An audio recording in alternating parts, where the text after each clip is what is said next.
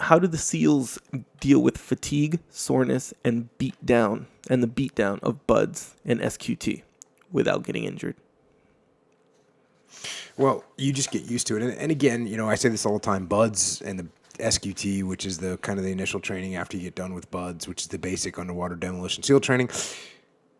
That's a short part of your career. I mean, it's literally a fraction of your career. It means nothing. But just like any working out, you get used to it.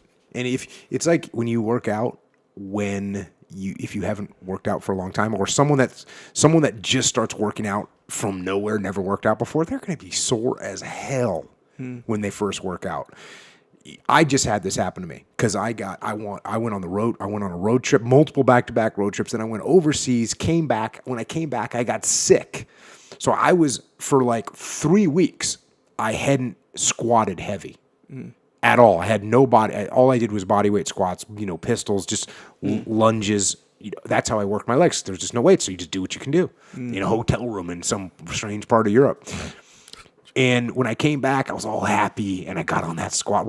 Then I was sick, and then once I got done being sick, then it finally felt good, and I got back on that squat rack. And man, my legs were destroyed for 4 or 5 days. I'm talking, having a hard time sitting down, having a hard time standing up. It was gnarly. And but that's just because my body it lost that element. So of course, if you just started working out and you're walking around sore all the time, that's because you got to get used to it. And in BUDS, you do get injured just because it's massively repetition. There was a guy that we had that was a trainer, an athletic trainer for a professional sports team, and when he was there, there's a great example. There's something called Patella femoral syndrome, which is when your patella, because of the way you're running, it rubs on your femur and it becomes problematic. And he said in like a whole season in the NFL, or he would see maybe one of those injuries, maybe two. And he'd have to figure out what it is.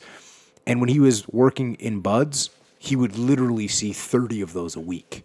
So you just get to see, there's more people, there's 10 times the people, but it still is massive amount of injuries. And it's the same thing in the SEAL teams. In the SEAL teams, it's your shoulders, it's your backs, it's your knees, it's your ankles. You get abused.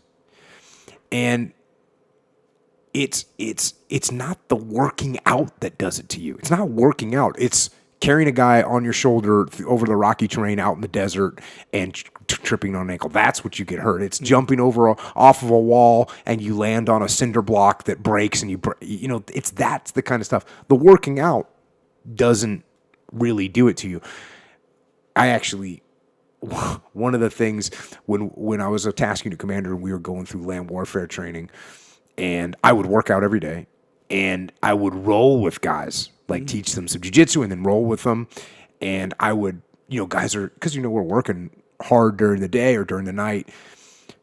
And I was kind of making fun of some guys that were taking Motrin, and I was like, you don't need that. You're weak and stuff like that. And sure enough, right after we got done, I got something called bursitis in my elbow, because in land warfare, you're constantly getting down in the desert, you're crawling, and then I was in jiu-jitsu on the mat, and I just banged it a couple times, and sure enough, my elbow swelled up, and I had to take Motrin. Yeah, don't open your mouth, Jocko. Yeah. Just keep it to yourself. And again, I was hammering guys, but in a joking manner, and so they hammered me right back when I had the Motrin pills to try and heal that up. But it is, like I said, it's the injuries come from not from working out. In fact, I always think that the working out prevents the injuries. That I think that's true with everything. I think that's true with jiu-jitsu. I think that's true with life. You work out, you're strong, your joints are strong, your muscle density is better. Just work out, because it'll prevent injuries more than I don't worry about. I look at working out not as injuries going to happen. I look at working out as injury prevention. And the last thing is, you shouldn't need to completely crush yourself every day in your workouts. You shouldn't be going to a point that you have massive muscle soreness over your whole body or over even body parts. You don't need to do that. You don't need to do that. Do you want to push yourself? Yeah, you want to push yourself, but you want to be so sore that you can't perform your job. Yeah. And also I like, active rest. I hardly ever just do nothing. Occasionally I will. Occasionally I'll just, I'm broke down. Yeah. And just eat steak and just chill. But I like to do the active rest. I like to do some kind of jog, swim, surf, whatever. And actually jiu-jitsu, like if I have a sore back, I love getting on the mat.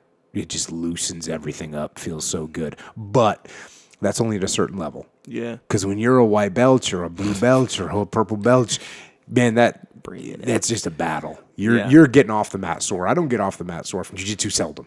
Seldom do I get off the mat like, man, I'm tired. I mean, we trained today. That was a no factor. You know what I mean? It's just, we trained. Good to go. If you get into the takedown elements, though, that will be hard on your back. It'll be hard on your back. But even the takedown elements, if you're just going to do pure takedowns, but I mean, a takedown's going to last how long? And if your back's sore, pull guard and work something else. Yeah. So that's it. And the bottom line is you work out, you do some of these workouts, you'll get used to it, you'll get in the zone, and then you won't be so sore all the time. Yeah, that as an advocate of rest, I that's important, that part where you're like, don't beat yourself down. Because the exercise, technically, if you really split hairs here, the exercise doesn't make you stronger.